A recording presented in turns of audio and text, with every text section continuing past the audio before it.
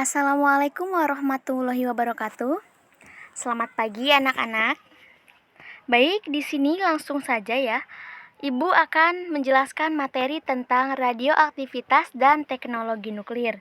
Sebelumnya, pada pertemuan sebelumnya, kita itu menjelaskan tentang struktur atom sama reaksi inti. Coba Ibu mau tanya, ada yang tahu gak di sini apa itu inti atom? Jadi, Ibu jelaskan bahwasannya inti atom itu adalah partikel yang memiliki massa dan bermuatan positif. Itu adalah inti atom. Terus apa hubungannya radioaktivitas dengan inti atom? Nah, sekarang kita bahas apa itu radioaktivitas dan teknologi nuklir. Apakah inti atom yang tidak stabil bisa berubah menjadi inti atom yang stabil? Kalau bisa, bagaimana caranya? Ada yang tahu? Nah, di sini adalah apa itu radioaktivitas. Jadi, radioaktivitas adalah peristiwa pancaran sinar radioaktif secara spontan oleh inti atom tidak stabil menjadi inti atom stabil, atau proses ini disebut dengan peluruhan radioaktif. Jadi, peluruhan radioaktif itu ada 3 loh. Yang pertama itu ada peluruhan alfa, peluruhan beta, sama peluruhan gamma. Terlebih dahulu kita itu harus mengetahui sinar-sinar radioaktif. Jadi di sini sinar-sinar radioaktif itu ada 3. Yang pertama sinar alfa, sinar beta, sama sinar gamma. Terlebih dahulu kita itu akan menjelaskan sinar alfa ya.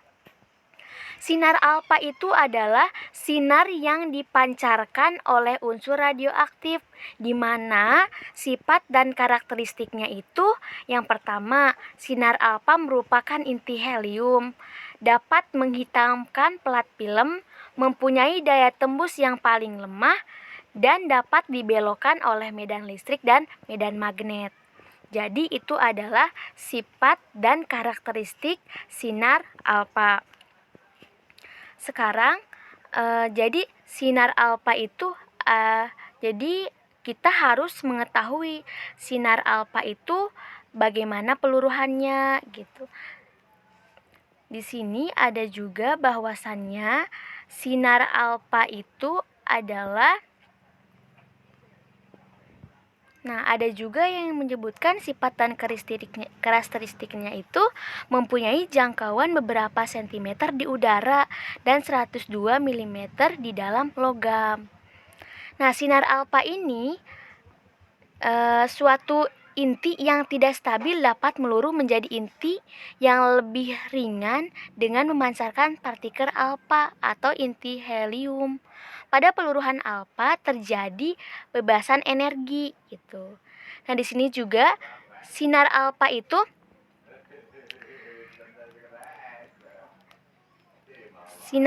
itu ditemukan pada tahun 1903 oleh seorang fisikawan terkenal yang lahir di Selandia Baru pada tanggal 30 Agustus 1871. Nah, seperti itu. Nah, di sini juga sinar alfa ini ditemukan secara bersamaan dengan penemuan fenomena radioaktivitas, yaitu peluruhan inti atom yang berlangsung secara spontan, tidak terkontrol, dan menghasilkan radiasi. Seperti itu. Selanjutnya yaitu sinar beta. Jadi sinar beta itu adalah elektron yang berenergi tinggi yang berasal dari inti atom.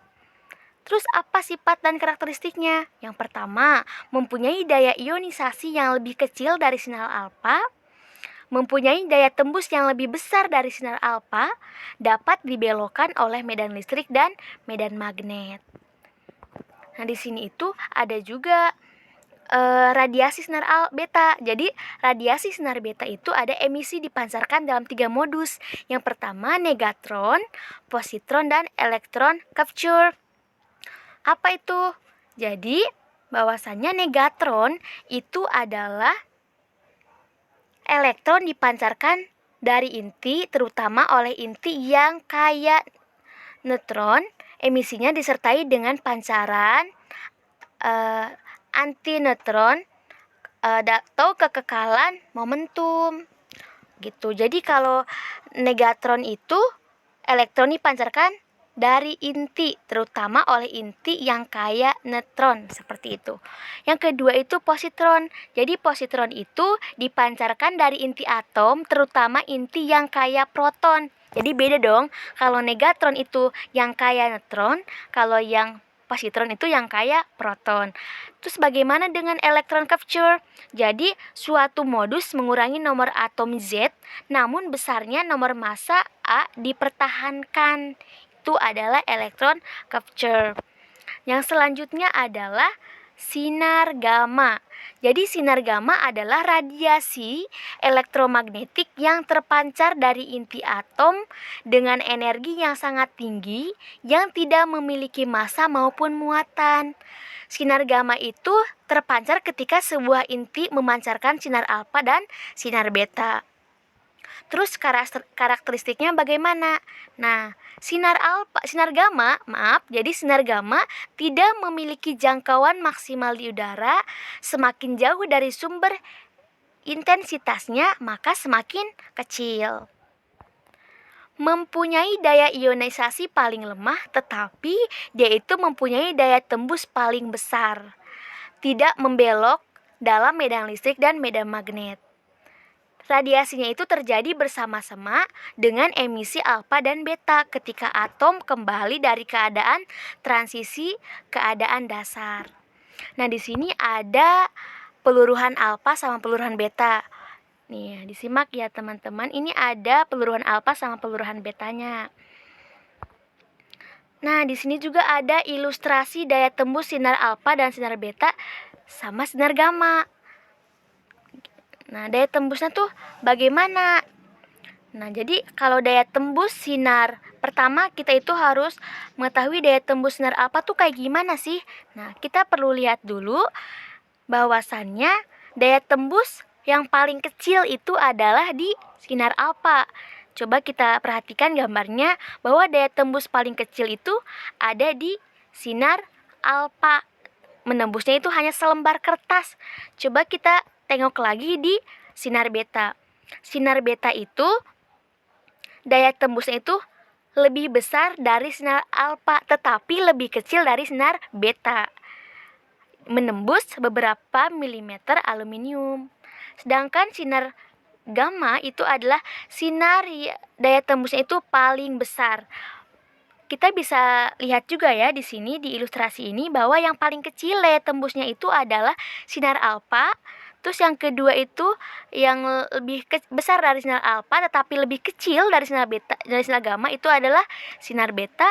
Dan yang terakhir yang paling besar daya tembusnya itu adalah sinar gamma. Langsung kita ke peluruhan. Peluruhan tuh apa sih? Jadi peluruhan adalah pecahnya inti radioaktif secara spontan yang memancarkan sinar radioaktif, di mana kecepatan peluruhan itu tergantung pada jumlah atom dan jenis unsur pemancarnya. Nah, di sini ada rumusnya ya. Kita harus ingat banget rumus dari sinar alfa. Harus ingat dari rumus peluruhan itu kayak gimana. Jadi rumus peluruhan itu sama dengan N sama dengan N0 atau bisa juga 1/2 pangkat T per waktu paruh gitu ya. Ini bisa juga, ini adalah rumus dari peluruhan. Langsung. Nah, kalau ini waktu paruh adalah selang waktu yang dibutuhkan oleh zat radioaktif yang meluruh hingga jumlah atom radioaktifnya yang tinggal setengah dari jumlah inti atom radioaktif semula. Ini rumusnya ya.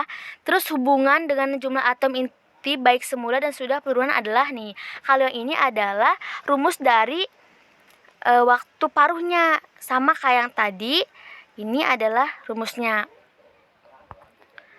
Yang selanjutnya yaitu aktivitas radioaktif. Apa sih aktivitas radioaktif? Jadi aktivitas radioaktif itu adalah besar yang menyatakan jumlah peluruhan yang terjadi setiap sekon. Di sini langsung kita ke teknologi nuklir. Ada dua prinsip pemanfaatan teknologi nuklir. Yang pertama, pemanfaatan teknologi nuklir. Yang kedua, pemanfaatan radiasi nuklir. Pemanfaatan teknologi nuklir. Jadi pada reaksi ini terjadi di dalam reaktor, yaitu bahan bakar bereaksi dengan neutron yang menghasilkan unsur radioaktif. Biasanya reaktor nuklir ini banyak digunakan dalam PLTN. Ya. Selanjutnya itu adalah reaktor nuklir. Jadi ada suatu alat untuk mengendalikan reaksi fisi berantai dan sekaligus menjaga kesinambungan. Reaksi reaktor nuklir merupakan sebuah peralatan sebagai tempat berlangsungnya reaksi berantai fusi nuklir terkendali menghasilkan energi nuklir radioisotop atau nuklida baru. Nah, di sini ada komponen reaktornya, bisa dibaca ya. Jadi ada bahan bakar, ada bahan moderator, dan lain sebagainya. Yang selanjutnya itu adalah bahan nuklir. Jadi energi nuklir ini dapat digunakan sebagai bahan bakar misalnya pada kapal selam dan roket. Yang pertama kan senjata nuklir. Nah, di sini ada bom fisi. Bom fisi itu kita perhatikan bahwasanya itu ada yang dinamakan dengan bom fisi. Jadi dua bongkah bahan radioaktif uranium 235 dengan massa subkritis ditempatkan berdekatan. Jika terpicu dan meledak, neuron akan terdorong oleh ledakan itu dan membelah inti uranium sehingga melepaskan energi yang sangat besar. Ini adalah ledakan dari bom fisi. Yang selanjutnya itu adalah bom fusi. Jadi kalau bom fusi itu adalah untuk terjadinya reaksi fusi, maka memerlukan suhu yang sangat tinggi atau tekanan yang besar. Bahan bakar fusi yang biasanya adalah hidrogen, sehingga bom fusi sering disebut sebagai bom hidrogen. Kayak gitu. Yang selanjutnya itu adalah pemanfaatan radiasi nuklir. Jadi ada pemanfaatannya. Selain di bidang PLTN juga sebagai reaktor riset, reaktor produksi, dan radioisotop. Pemanfaatannya itu yang pertama, pengawetan bahan, sterilisasi alat-alat kedokteran, dan kedokteran nuklir. Nah, di sini juga ada radioisotop. Apa sih radioisotop? Jadi radioisotop itu adalah zat yang memancarkan sinar radioaktif. Nah, di sini ada kegunaannya dalam bidang kesehatan, dalam bidang pertanian, dan bidang industri. Sebenarnya banyak sekali kegunaannya, tapi yang Ibu bahas di sini ada 3. Yang pertama itu bidang kesehatan, bidang pertanian, dan bidang industri. Kalau bidang kesehatan itu kayak misalkan, nih ada kobalt 60, pemancaran sinar gamanya digunakan untuk membunuh sel-sel kanker serta dapat digunakan dalam pengobatan leukemia. Terus misalkan teknelium 99 untuk membunuh sel-sel kanker seperti itu dan sebagainya. Yang kedua, bidang industri. Jadi kalau bidang industri itu sebagai sterilisasi makanan agar tahan lama, mengatur ketebalan kertas, mendeteksi kebocoran pipa dan retakan pada logam. Nah, di sini juga ada thorium digunakan dalam industri kaos lampu Petromax. Ada juga bidang pertanian dan biologi. Digunakan untuk melakukan rekayasa genetika untuk menghasilkan varietas-varietas unggul dan digunakan pula untuk pengawetan maupun menunda pematangan petunasan bahan pangan. Nah, di sini kita telah mengetahui nih bahwa kegunaan radioisotop itu banyak sekali. Ada dalam bidang industri, ada bidang pertanian, ada bidang kesehatan. Nah, di sini ada soal evaluasi. Nanti kalian kerjakan soal evaluasinya. Nanti juga Ibu akan share, ada di sini juga ada LKS. Nanti kalian kumpulkan soal evaluasi dan LKS-nya. Nanti kita akan dikumpulkannya itu lewat grup WhatsApp ya. Nanti Ibu akan lihat siapa yang mengumpulkan dan yang tidak. Dan itu kalau yang mengumpulkan itu Ibu anggap hadir, tapi kalau yang tidak mengumpulkan Ibu tidak anggap hadir ya. Jadi ini adalah sebagai syarat kehadiran kalian. Jadi kalau dari adik-adik di sini ada yang ikut pembahasan materi tapi tidak mengerjakan soal, itu Ibu tidak anggap hadir. Nah, di sini kalian harus mengerjakan tugas yang Ibu berikan. Mungkin cukup sekian dari Ibu, kurang lebihnya Ibu minta maaf. Assalamualaikum warahmatullahi wabarakatuh.